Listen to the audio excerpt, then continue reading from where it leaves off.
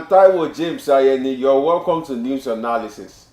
In this news video, we have that the U.S. delegation has met with the leader of the rebels in Syria, and this was in Damascus.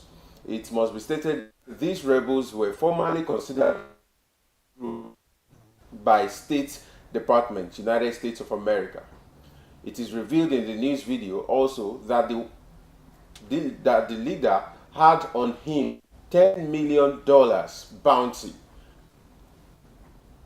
This was the first diplomatic visitation and meeting since U.S. cut diplomatic ties with Syria in 2012.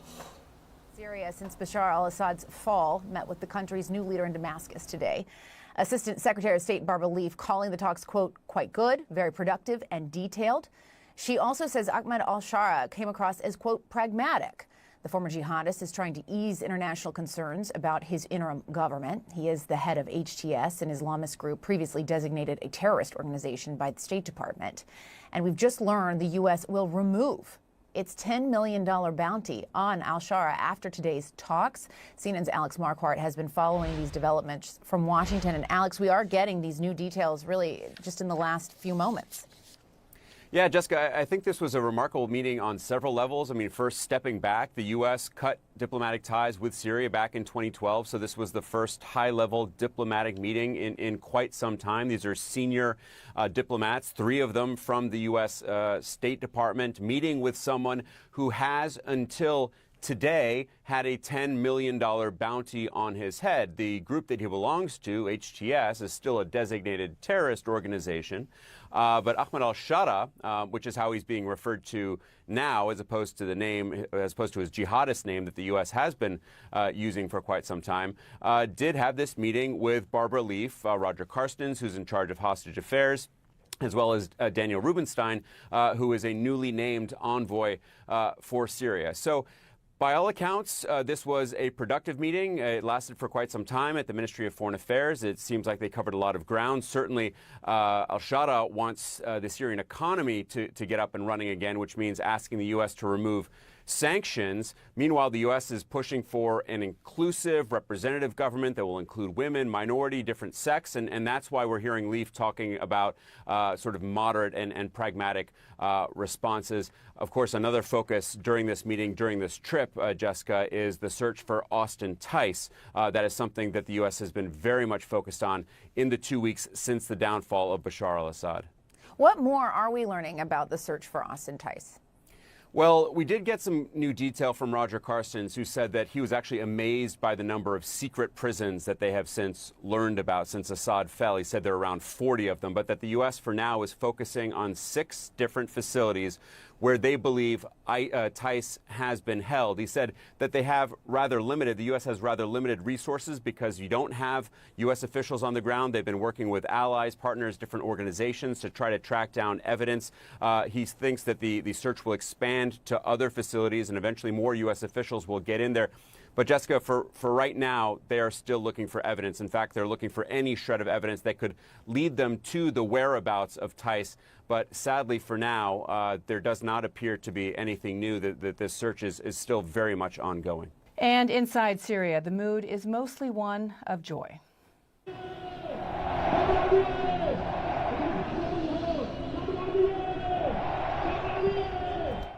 This is tens of thousands of Syrians gathered in the streets of Damascus and other towns after Friday prayers to celebrate the fall of the Assad regime.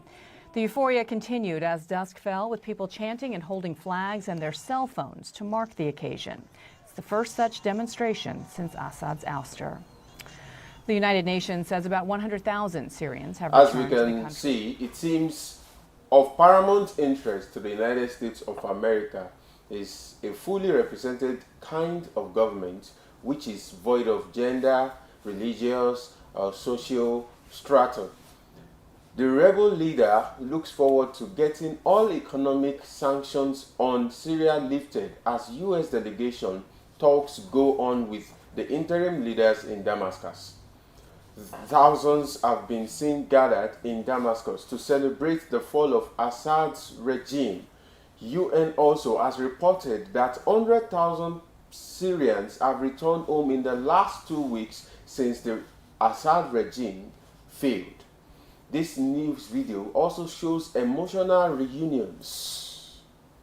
Since the Assad regime fell, but some came back to weigh up the situation and then left again. There's fear that the current instability could lead to further chaos. CNN Salma Abdelaziz reports. Before Ahmed Morjan hugs his mother for the first time in 13 years, they both kneel. Later that year, Morjan filmed the exodus as thousands withdrew from the last remaining rebel enclave in Aleppo. "We are leaving with our dignity," Morjan says in this clip, "and we will return one day." That promised return is now finally on the horizon. Morjan says he is planning to move back to Aleppo from Gaziantep, Turkey, where he currently lives with his wife and their 2 young daughters. What is your dream now for Syria's future? "I'm optimistic about the future," he says, "and I have huge hope that the country will be better than before. But not all are keen to hurry back to an unstable country with an uncertain future," says this human rights defender. There's no sustainable peace, and which makes me really afraid of getting back there. Hossam Kassas, who is seeking asylum in the United Kingdom, is among tens of thousands of Syrians whose applications for asylum were suspended after the UK and other European countries paused the process to reassess now that the threat of Assad is gone. For years, Kassas has documented potential war crimes committed by all major parties to the conflict.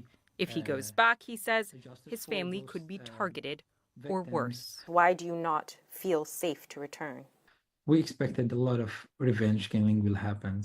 Those soldiers will seek revenge from the people who were trying to hold them accountable, actually. Many Syrians in the diaspora long to return and rebuild, but this moment of great hope brings with it great uncertainty. Going on in Syria, we have reunions, we have families connecting, we have families reuniting, and talks are going on, negotiations are going on between Syria and US to ensure that Syria is back on her feet, and we can only hope for the best. What do you think would happen? Would the rebel leader, the leader of Syria presently, would he allow a democratic government in Syria? Is it possible to have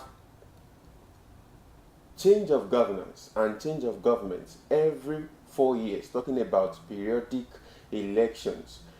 Is it possible we have rule of law entrenched in Syria? All this I leave to you viewers to decide.